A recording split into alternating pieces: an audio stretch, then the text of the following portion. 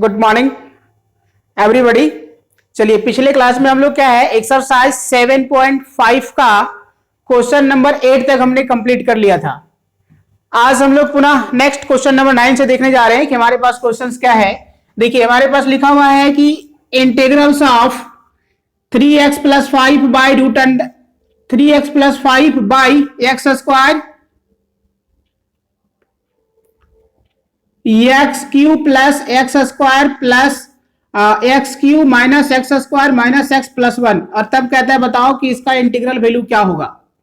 तो चलिए हम लोग बात करते हैं कि जिस तरह का दिया गया है तो सबसे पहले हम लोग क्या है कि देख रहे हैं जो हमारे पास क्वेश्चन है इसको हम लोग क्या है लिख सकते हैं 3x + 5 बाई क्या लिख सकते हैं। देखिए इन दोनों में से हम लोग कॉमन लेने जा रहे हैं तो क्या निकल जाएगा कॉमन।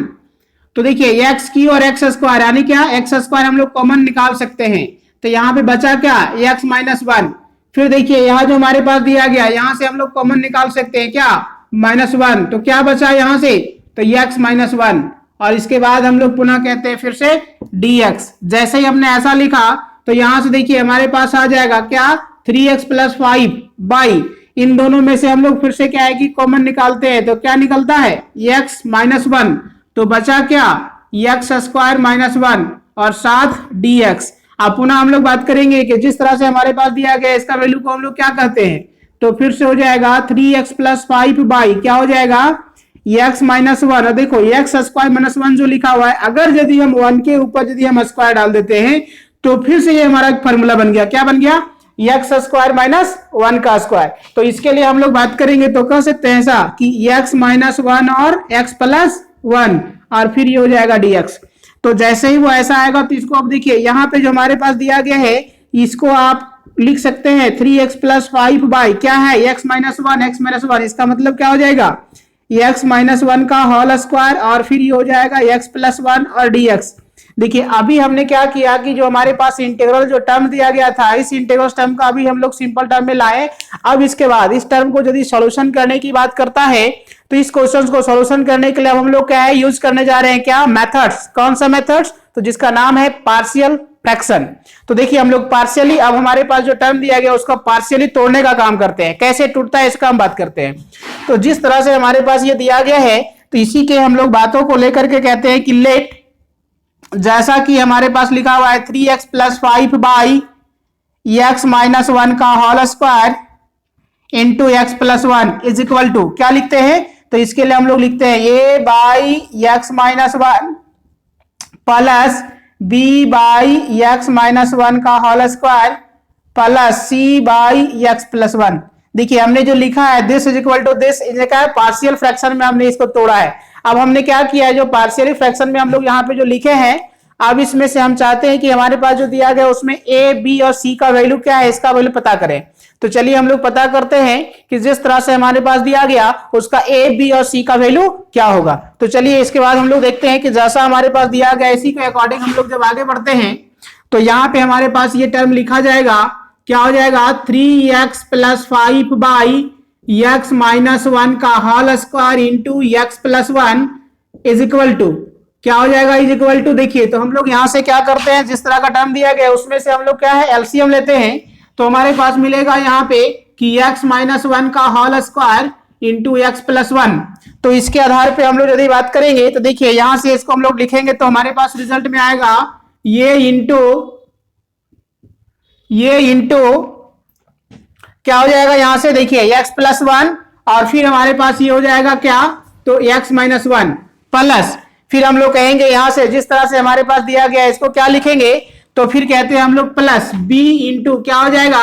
तो ये हो जाएगा x + 1 फिर कहते हैं यहाँ से प्लस क्या हो जाएगा तो कहते हैं कि c इंटू ये हो जाएगा x - 1 का होल स्क्वायर। अब जिस तरह से हम लोग यहाँ पे लिखे देखिए इसका डिनोमिनेटर सेम था इसलिए वो दोनों कैंसिल हो गया। अब जैसे वो कैंसिल होता है तो इसी के अकॉर्डिंग हम लोग को कहना पड़ेगा 3x + 5 बराबर क्या हो जाएगा ये इंटू x + 1 और x - 1 फिर कहते हैं हम लोग b इंटू x + 1 और फिर कहते हैं हम लोग c इंटू x - 1 का होल स्क्वायर। अब जिस तरह से हमारे पास ये टर्म दिया गया इसके बाद देखिए आपके दिमाग में आ रहा होगा कि हम लोग पुट करते हैं x + 1 बराबर 0। जी नहीं, अगर यदि आप ऐसा पुट करते हैं तो आपके क्या होगा देखिए यहाँ से आपका वैल्यू आ जाएगा यहां से आ जाएगा, लेकिन यहां आपको क्या है कि गड़बड़ कर देगा, इसलिए वैसा ना बना करके इसको क्या करते हैं हम लोग, पहले गुना करते हैं और उसके बाद हम लोग क्या है सेम कोएफिशिएंट के साथ इसको इक्वेट करते हैं और इक्वेट करने के बाद हम लोग ए बी और सी का वैल्यू पता करते हैं। तो चलिए हम लोग कैसे पता करते हैं इस पे पुनः बात करते हैं फिर से। तो 3x + 5 बराबर क्या हो जाएगा, देखिए ये इंटू यहां पे क्या हो जाएगा, तो a + b a - b मतलब हो जाएगा x² - 1 और फिर कहते हैं b के साथ यहां पे है हमारे पास x + 1 और c के साथ क्या हो जाएगा, तो a² + b² - 2ab। अब इसी के अकॉर्डिंग हम लोग जब पुनः बात करेंगे तो ये हो जाएगा 3x + 5 बराबर ये क्या है, गुना करेंगे तो हो जाएगा ax² माइनस ये प्लस क्या हो जाएगा bx + b प्लस क्या हो जाएगा cx² + c - 2cx, है ना। तो इसके बाद हम लोग पुनः बात करेंगे कि ये जो लिखा हुआ है उसको कैसे हम लोग एक्सप्लेन करते हैं, किस तरह का रिजल्ट आता है। तो हम लोग यहाँ पे कहते हैं क्या हो जाएगा, तो 3x + 5 बराबर, देखिए यहां से हम लोग देख रहे हैं क्या है कि ये जो स्टेटमेंट दिया गया उसमें x² को हम लोग क्या है सेट करते हैं और वहां से देखते हैं x² का कोएफिशिएंट क्या है उसको हम एक साथ लिखते हैं। देखिए यहाँ x² लिखा हुआ है तो ये a का x² का कोएफिशिएंट हमारे पास ये है और x² का कोएफिशिएंट c है, तो दोनों को एक साथ लिखेंगे तो हो जाएगा a + c × x²। इसी प्रकार से हम लोग देखते हैं फिर से अगर पूरा क्या है x का कोएफिशिएंट की बात करते हैं तो एक हमारे पास देखिए यहाँ पे b है और यहाँ पे हमारे पास c है, तो यहाँ पे हो जाएगा 2c, है ना। इसी के बाद हम लोग कहते हैं कांस्टेंट के लिए तो क्या हो जाएगा, तो यहाँ पे हो जाएगा माइनस ये और फिर हो जाएगा यहाँ पे प्लस b और फिर हो जाएगा प्लस c। तो जिस तरह से हमारे पास ये रिजल्ट आया तो इसी तरह से हम लोग बात कर रहे हैं कि हमारे पास देखिए ये क्या है कांस्टेंट है, तो कांस्टेंट दिया हुआ है x है तो x का कोएफिशिएंट दिया हुआ है, लेकिन x² है तो यहाँ x² के लिए कोएफिशिएंट नहीं दिया हुआ है और हम लोग को क्या है कि इक्वेट करके यहाँ से ए बी सी का वैल्यू पता करना है। तो क्या करना होगा, तो देखिए यहाँ जो है अपने मन से आप सोचिए कि अगर हम यदि लिख दें इसको कि 0 × x² तो कोई फर्क नहीं पड़ेगा, क्योंकि 0 एक ऐसा नंबर से कि आप यदि किसी भी टर्म को गुना करिए तो उसको रिजल्ट में जोड़ने के बाद कोई फर्क नहीं पड़ने देता है, इसलिए ऐसा कहने का मतलब है कि हम इसको ऐसा लिख सकते हैं। तो इसी के बाद देखिए यहाँ पे हम लोग को अब कहना पड़ेगा, क्या कहना पड़ेगा कि equating the same coefficient, equating the same coefficient we get, क्या हम लोग यहां से प्राप्त करते हैं, तो कहते हैं हम लोग पुनः क्या हो जाएगा, तो देखिए कह रहे हैं a + c बराबर 0, x² का कोएफिशिएंट 0, फिर कहते हैं हम लोग कि b - 2c बराबर कितना 3, देखिए यहाँ पे, और फिर कह रहे हैं हम लोग कि माइनस ये प्लस b + c बराबर 5। तो देखिए ये हो गया समीकरण फर्स्ट, ये हो गया समीकरण सेकेंड, ये हो गया समीकरण थर्ड। अब जैसे ही हमारे पास ये equation first, equation second, equation third आया, अब इसके हेल्प से हम लोग क्या करते हैं ए बी सी का वैल्यू फाइंड आउट करते हैं। तो क्या होगा इसके बारे में हम लोग चर्चा करते हैं पुनः। तो देखिए हम लोग कहते हैं इसमें कि adding equation first, second and third we get, तब हम लोग को क्या प्राप्त होगा यहां से, तो देखिए कहते हैं a + c प्लस क्या हो जाएगा यहाँ पे, तो देखिए इसको जोड़ रहे हैं तो हो जाएगा यहाँ पे हम लोग के पास b और -2c और फिर कहेंगे यहां से क्या हो जाएगा, तो ये हो जाएगा माइनस ये प्लस b + c बराबर क्या हो जाएगा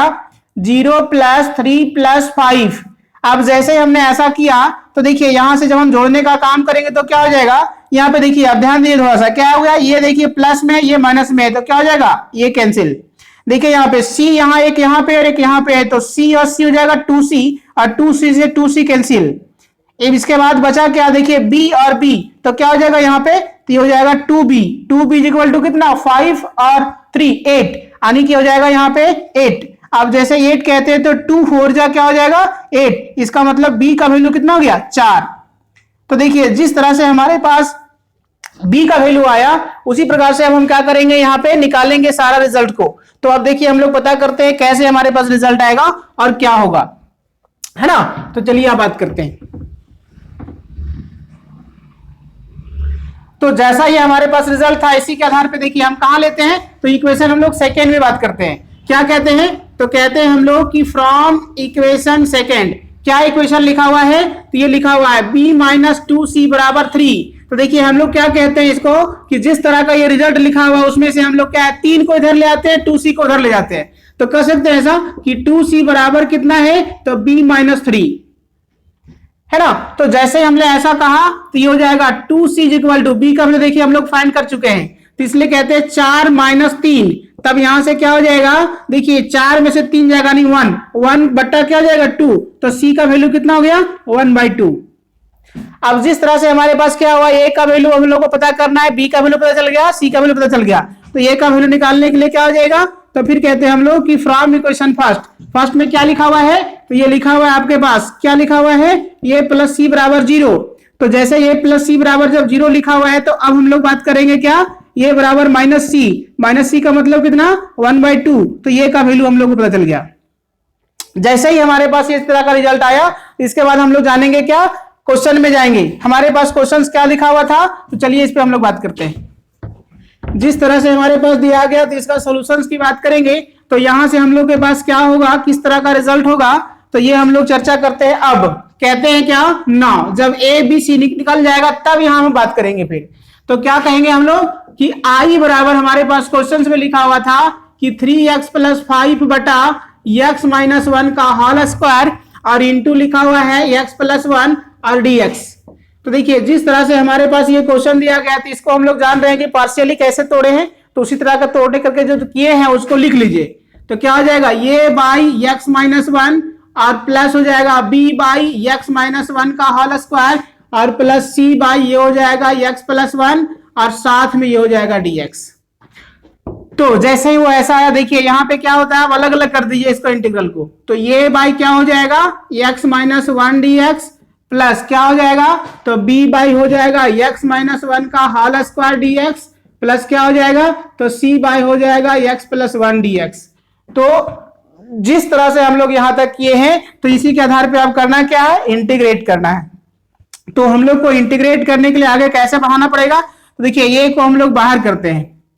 तो 1 बाई क्या हो जाएगा x - 1 dx प्लस b को हम लोग सेट किए यहाँ पे कॉमन के रूप में, तब हो जाएगा x - 1 का होल स्क्वायर dx और प्लस c को किए तो यहाँ पे हो जाएगा x + 1 dx। अब देखिए जिस तरह से हम लोग किए हुए हैं तो इसके बाद a b c सारा का वैल्यू पता है, a का वैल्यू कितना पता है तो -1/2 और ये जो लिखा हुआ उसका इंटीग्रेशन वैल्यू क्या हो जाएगा तो हो जाएगा log x - 1, क्योंकि आप जानते हैं कि 1/x के रूप में अगर कोई टर्म लिखा हुआ होता है तो इसका इंटीग्रेशन वैल्यू क्या है log x होता है। उसी प्रकार से x जगह पे क्या लिखा हुआ x - 1 तो उसका इंटीग्रेशन वैल्यू क्या हो जाएगा log x - 1। सेम कंडीशन में हमारे पास b का वैल्यू क्या लिखा हुआ है तो देखिए b का वैल्यू हम निकाल चुके हैं 4, तो यहाँ पे हो जाएगा 4 और ये जो दिया गया इसका देखिए x के पावर जब लीनियर होता है मतलब 1 होता है तब वैसे कंडीशन के लिए देखिए हम लोग क्या है कि उसका log में लिखते हैं, लेकिन ये टोटल क्या लिखा हुआ है x - 1 का होल स्क्वायर, इसलिए इसका log नहीं लिख सकते हैं। तो क्या करेंगे इसको फॉर्मेट में चेंज करते हैं, क्या x - 1 के पावर ऊपर ले जाते हैं पावर को, क्या हो जाएगा -2, क्या होगा -2 dx प्लस c के बदले क्या पता है तो 1/2, तो 1/2 और इसको फिर पुनः हम लोग कह दिए log में, क्या हो जाएगा x + 1 और कंप्लीट c। इंटीग्रेट करने के बाद क्या है c लिखा जाता है,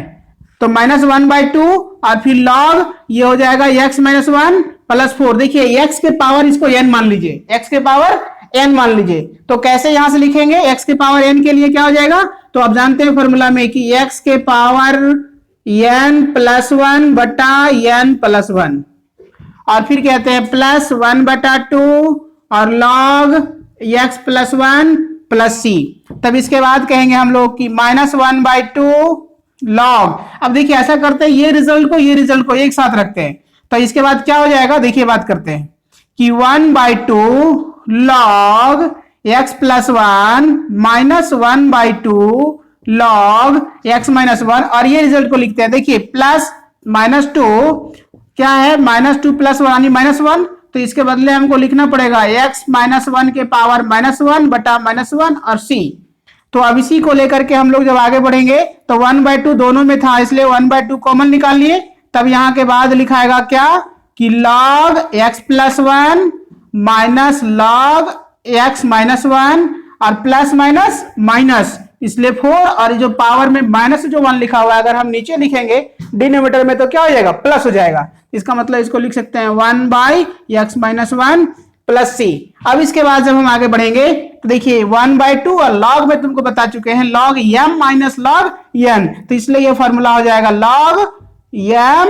बट्टा n और -4/x माइनस 1 प्लस सी। ये हो जाएगा कंप्लीट आंसर।